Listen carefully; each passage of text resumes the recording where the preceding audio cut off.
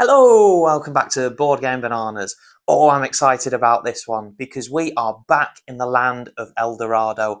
But instead of finding gold beyond our wildest dreams, what we found is 3 golden temples which contain gold beyond our wildest dreams. But first, we're going to have to get there and then get back again.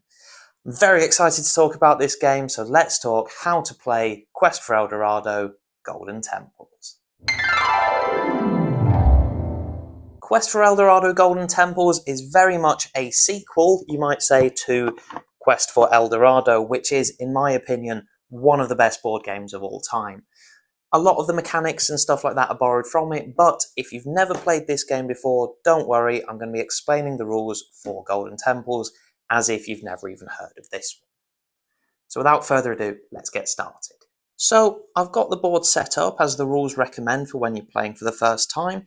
But one of the things that I really like about this game is that the tiles are all modular, and then of course you can have them in whichever direction you like.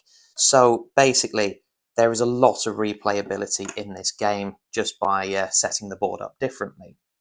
The objective is to take the guy in your colour, go through all of these different obstacles, go to one of the temples, take the treasure, go to a different temple, take the treasure, go to the other temple, take the treasure, and then of course go back to this square here, or this hexagon here I should say.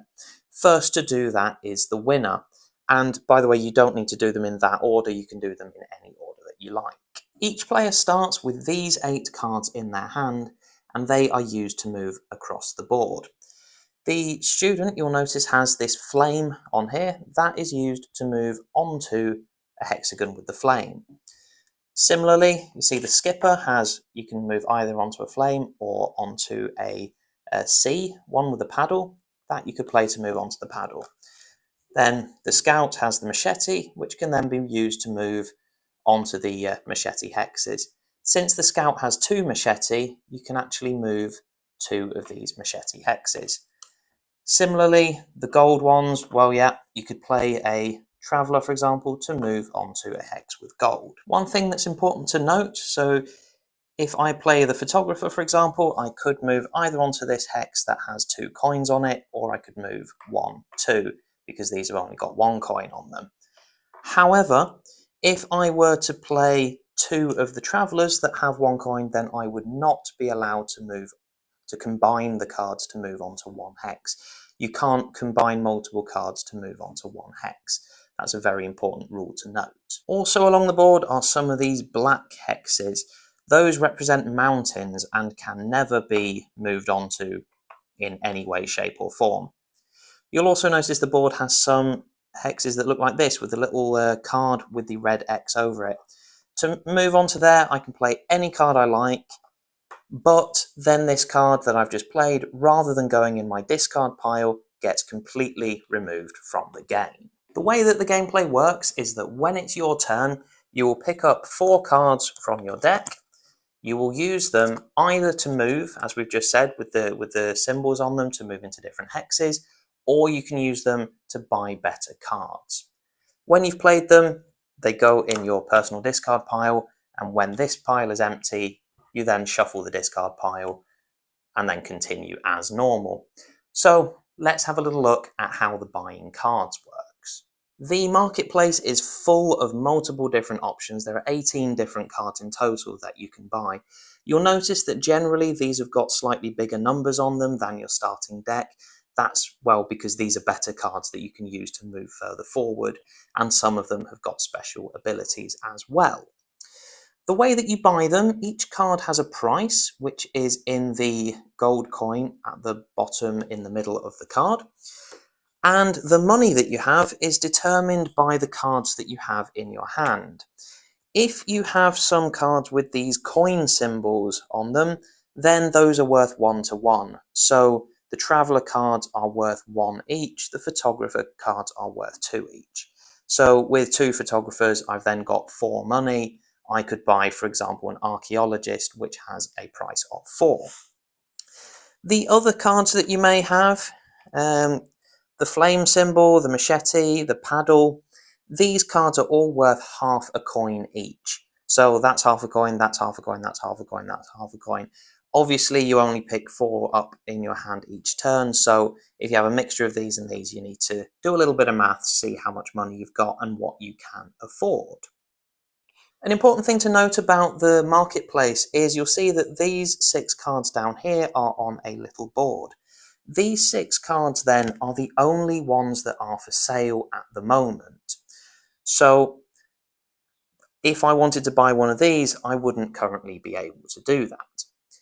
However, let's say that all of the tutor cards have been bought, either by me or by somebody else, then there is a gap in the market.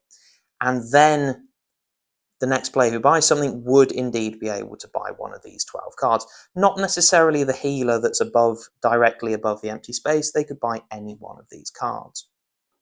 Let's say I was to buy the Hunter. What happens then is I take the Hunter card, it goes in my discard pile, and then the remaining 2 go there, and then again the market is closed and these remaining 11 cards are then closed off. You'll also notice that some of these cards have the little rectangle with the red X through it. These ones can be used once and only once and get removed from the game after being used rather than ending up in your personal discard pile. When I have bought a new card, the cards I use to pay for it and the new card go into my personal discard pile. Then when this pile is empty, it then gets shuffled in and then I can use it in the future. And that is one of the biggest decisions you're going to have to make continuously during this game. Do you want to use your cards to move and to get forward, because after all this is a race, or do you want to use your cards to invest into buying better cards so that you can move forward faster in the future? It's a very, very interesting dynamic. Also on the board are these Guardian tiles. The way that they work is that if you at any point were to stop in one of the hexes that is surrounding the Guardian, it then gets flipped over and activated. What this one would do, for example, is that every other player except you has the ability to discard one of their cards. So if they have a card that's not particularly very useful anymore, or not as good as the other cards that they have in their hand, then they have the ability to get rid of it from the game completely, and then they're much more likely to pick up their better cards next turn. Generally speaking, these are bad for you and good for everybody else if you stop right next to them. In this case, every other player would gain a gold Eldo token. So I think that's basically the game's way of telling me that I need to tell you about the golden Eldo tokens. The golden Eldo tokens basically work in the exact same way as the 1 gold traveler card. You can spend one of these to move onto a 1 gold hex, exactly as you would with a traveler. You can also use it as a coin worth 1 when you're buying better cards at the marketplace. However, you can only have 3 of these in your hand at any one point, and there are some hexes, for example, by the Green Temple, where you have to spend one of these and not one of these to move on to. Finally, each of the boards are separated by these zigzaggy pieces. Basically, the first player that goes up to one of them then gets turned upside down, and then there is some kind of sacrifice that's needed to go from there and then move on to the next one. When the first player has done that, you then get to keep this piece. That does mean, by the way, that for the next player to come, they don't need to cross the same barrier, so it's a little bit easier for the next player. That's what's known in gaming as a catch-up mechanism, so that there's not one runaway leader, and that people can basically have a chance to catch up. However, collecting these zigzaggy pieces is considered important, because should 2 players reach the final hexagon in the same turn, it is the player with the most of these diagonal hexes that is declared the winner. So that means that when you're in this kind of position, you have another important decision to make. Do I want to sacrifice 1 gold in order to go over, or do I want to wait for somebody else to do that so it's a little bit easier for me, but knowing then that in a tie-break situation, they would have the advantage? And there we have it, gang. That is how you play Quest for El Dorado Golden Temples. I have a review video coming next week, but this is a very, very good game that I'm enjoying very, very much. I also am going to do a video where I compare this game to the original Quest for El Dorado. I did say in the beginning of this video, though, that this is one of my absolute favourite games of all time, but in my opinion, this is a really, really good sequel. My wife actually prefers Golden Temples, and she has very, very good taste, both in board games and in husbands. But I'd love to know what you guys think. Have you played this game before? Is it one that you enjoy? Is it as good as the original, in your opinion? I'd love to know what you guys think. But yeah, in the meantime, really hope you enjoy this game as much as I do. Take care, good luck, and I'll see you in the next one.